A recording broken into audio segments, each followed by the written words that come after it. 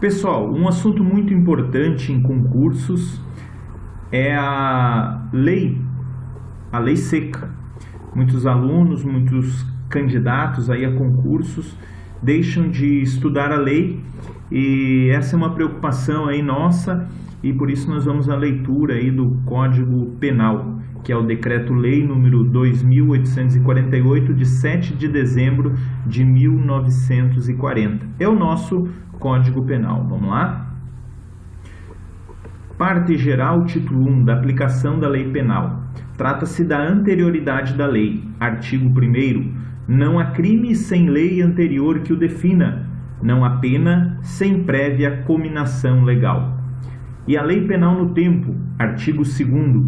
Ninguém pode ser punido por fato que lei posterior deixa de considerar crime, cessando em virtude dela a execução e os efeitos penais da sentença condenatória. Parágrafo único.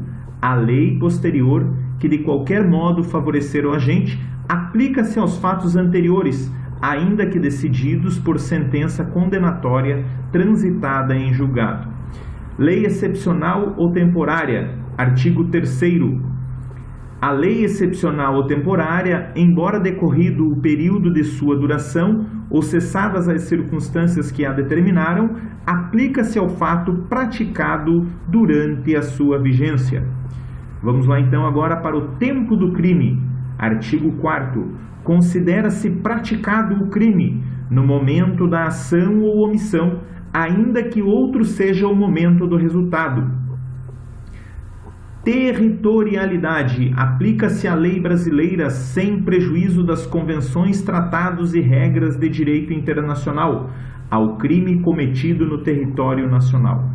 Para os efeitos penais, consideram-se como extensão do território nacional as embarcações e aeronaves brasileiras de natureza pública ou a serviço do governo brasileiro, onde quer que se encontrem, bem como as aeronaves e as embarcações brasileiras, mercantes ou de propriedade privada, que se achem, respectivamente, no espaço aéreo correspondente ou em alto mar.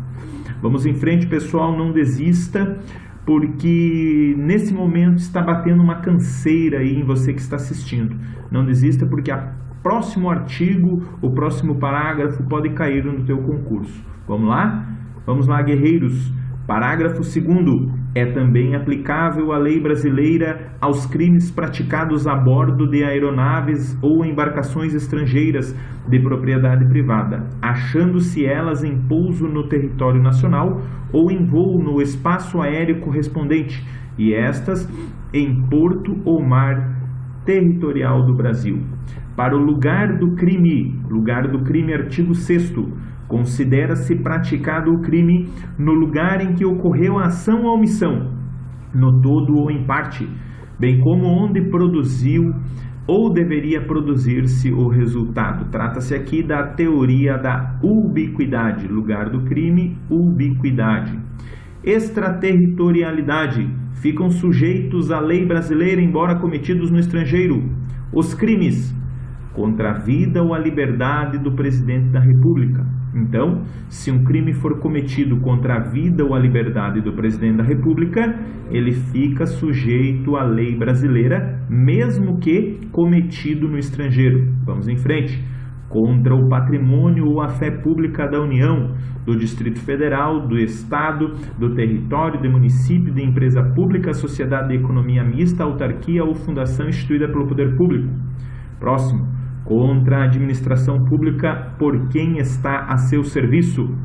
Então, se um crime é cometido contra a administração pública ou por quem está a seu serviço, mesmo que cometido no exterior, será submetido à lei brasileira. O crime de genocídio, quando o agente for brasileiro ou domiciliado no Brasil.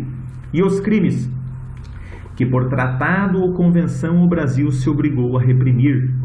Os crimes praticados por brasileiros, você está entendendo, né? Estes crimes, mesmo que cometidos no estrangeiro, serão submetidos à lei brasileira. Letra C. Praticados em aeronaves ou embarcações brasileiras, mercantes ou de propriedade privada, quando em território estrangeiro, e aí não sejam julgados. Parágrafo 1º.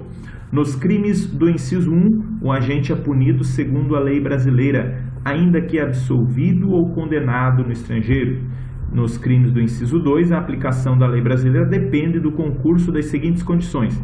Entenderam, pessoal?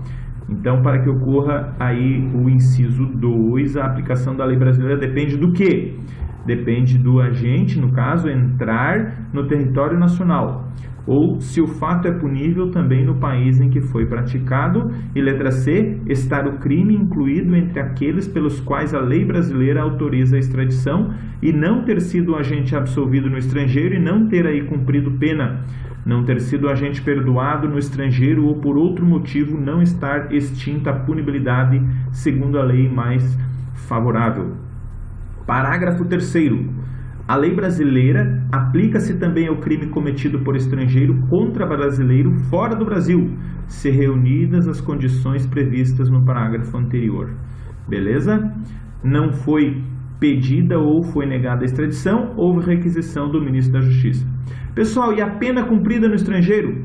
Artigo 8º. A pena cumprida no estrangeiro atenua a pena imposta no Brasil pelo mesmo crime, quando diversas, ou nela é computada quando idênticas. Repetindo, artigo 8º.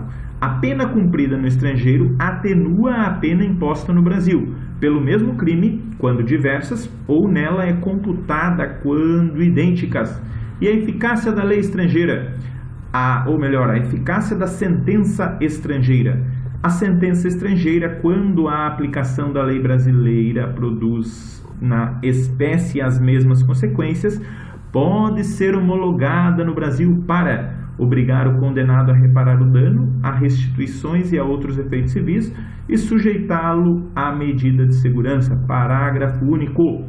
A homologação depende, para os efeitos previstos no inciso 1, de pedido da parte interessada. Letra B. Para os outros efeitos da existência de tratado de extradição com o país de cuja autoridade judiciária emanou a sentença, ou na falta de tratado de requisição do ministro da Justiça. Pessoal, para nós terminarmos esta primeira etapa, a contagem de prazo. Artigo 10. O dia do começo inclui-se no cômputo do prazo. Contam-se os dias, os meses e os anos pelo calendário comum. Valeu, gente! Obrigado pela atenção, dá um gostei aí, dá um like para incentivar o trabalho. Valeu, até a próxima.